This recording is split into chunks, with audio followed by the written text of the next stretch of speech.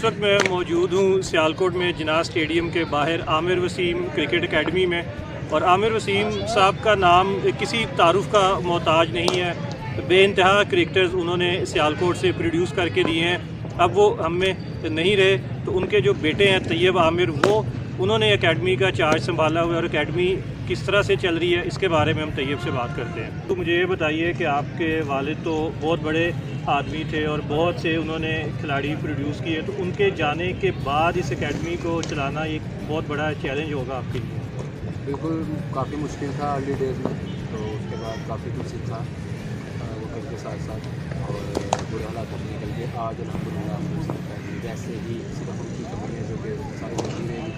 लेकिन बिल्कुल अल्हम्दुलिल्लाह प्लेयर से खेलने का और प्रैक्टिस का भी सब कुछ अल्हम्दुलिल्लाह। और फिर आप कोचिंग भी खुद कर रहे हैं प्लेयर्स के, जब तक वो हयात थे तो आप खुद क्रिकेट खेलते थे, तो ये इतनी बड़ी कुर्बानी देने का आपने क्यों फ़ैसला किया कि अपनी क्रिकेट छोड़कर दूसरों को खिलाने के लिए आपने अपना जो टाइम है लगाना शुरू कर दिया? इमरान भाई शुरू के दिनों में जब उनकी डेथ हुई तो काफ़ी प्लेयर्स हमें छोड़ के चले गए, तो मैंने अपनी जगह ये सोचा कि मेरे अब्बू की काफ़ी मेहनत है इंडिविजुअली हर प्लेयर में, तो मैंने सोचा कि क्योंकि उनकी मेहनत थी तो वो तो अब नहीं रहे, तो उस प्लेयर को कैश कोई और कर दे, तो उससे बेहतर ये है कि मैं उसको अपनी अकेडमी से ही ताकि वो जो बैच हम लेके चल रहे हैं 8-10 साल से आगे तो वो जब खेले वो प्लेयर जैसे अजान है, मूसा है और भी काफ़ी प्लेयर हैं, तो उनके साथ जो टैग लगे वो आमिर वसीम अकेडमी पे लगे, तो इसलिए मैंने इसको लेके किया और कोचिंग भी कुछ सीखी और अब्बू से बहुत कुछ सीखा हुआ था, उसी के साथ साथ मैं उनके टाइम पे तो प्लेयर्स आए तो वो तो उन्होंने कुछ प्रोड्यूस किए, अब आप भी प्लेयर्स प्रोड्यूस कर रहे हैं। अजान अवैस की आपने बात की जो सेंट्रल पंजाब के कप्तान हैं, उन्होंने भी ट्रॉफ़ी जीती, फिर मूसा अजीम है, मोहम्मद शबान है, बहुत से खिलाड़ी हैं। तो अब इनका क्या प्रोसेस है, किस तरह से आप वो स्टेप्स फॉलो करते हैं जो आमिर वसीम साहब किया करते थे? देखिए अबू से बहुत कुछ सीखा है मैंने, क्योंकि जब आपके घर में क्रिकेटर हो और वो भी इतना बड़ा क्रिकेटर तो ज़ाहिर आपको काफ़ी कुछ सीखने को मिलता है। मैंने अजान अवैस वगैरह, मूसा अजीम, अली असफंद है पाकिस्तान अंडर-16 का भी कैप्टन रह चुके हैं, और भी काफ़ी प्लेयर हैं, अख्तर शाह है, वाहिद बंगुज़ई अभी PSL खेल रहा है, वो सभी इधर ही आके प्रैक्टिस करते हैं। तो मैंने अबू से बहुत कुछ सीखा है। इनको प्रोसेस यही है कि क्लब में ज़्यादा से ज़्यादा बैटिंग देता हूँ, यही कहता हूँ कि आउट नहीं होना रन्स की प्रॉब्लम नहीं है। यही प्लेयर जब अच्छे क्रिकेट में जाते हैं तो ये कम से कम बॉल टू बॉल भी करें, इनके लिए बहुत बड़ी बात होती है जब एक 15 साल का 14 साल का प्लेयर 100 करता है।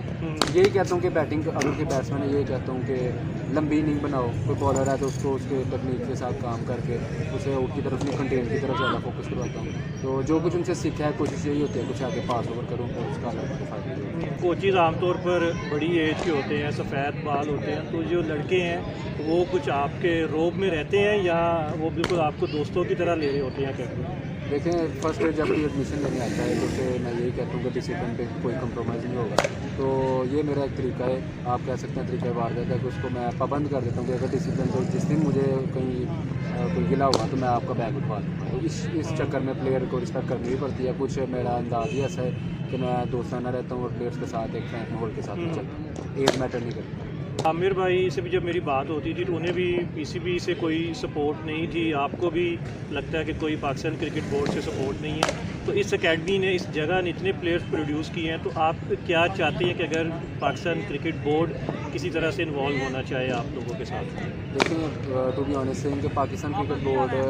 पहले भी हम काफ़ी ट्राई कर चुके हैं, लेकिन वो हमें ना सिर्फ कोई एफिलेशन तो बहुत दूर की बात है, वो हमें फंडिंग से भी बिल्कुल ही ना वाली बात है। मेरी ख्वाहिश ये है कि माशाल्लाह इतनी ये फ्रेंचाइज है, मुल्तान सुल्तान है, किसन है, काफ़ी फ्रेंचाइज हैं, अगर ये चाहें तो ये ग्रास रूट लेवल से जैसे हम मेहनत कर रहे हैं एक दिन हमें दे दे कोई भी फ्रेंचाइज आना, तो आगे तो टेबल पे बैठे और देखें कि कैसे कंटेनर्स में प्लेयर प्रोड्यूस हो रहे हैं, किस तरह से एक प्लेयर के अर्लियर डेज होते हैं। उन्हें चाहिए कि हमारी पूरी सपोर्ट करें, फाइनेंशियली भी हमें बहुत प्रॉब्लम्स है और कुछ वैसे भी हमें प्रॉब्लम्स है, तो अगर ये लोग चाहें तो ये जिधर आमिर वसीम अकेडमी हर ईयर 3-4-5 प्लेयर्स PCB को दे रही है जो कि हम रिप्रेजेंट कर रहे हैं, यही कोई भी नहीं है 10-12 हो, अगर हमारे फ्रेंड्स ये फाइनेंशियल प्रॉब्लम्स ख़त्म हो जाए तो मेरी तो बस यही रिक्वेस्ट है। ये माशाल्लाह इतने ब्रांड्स हैं, अगर ये थोड़ा सा तकल्लुफ़ करें तो हमारा बहुत फ़ायदा हो सकता, प्लेयर्स का फ़ायदा हो सकता। व्यूअर्स, ये वो जगह है जिसे ग्रास रूट लेवल कहा जाता है, ये असल जगह है जहाँ पर खिलाड़ी प्रोड्यूस होते हैं। तो आमिर वसीम साहब के इंतकाल के बाद उनके बेटे तैयब आमिर उस मिशन को लेकर आगे चल रहे हैं, और जिस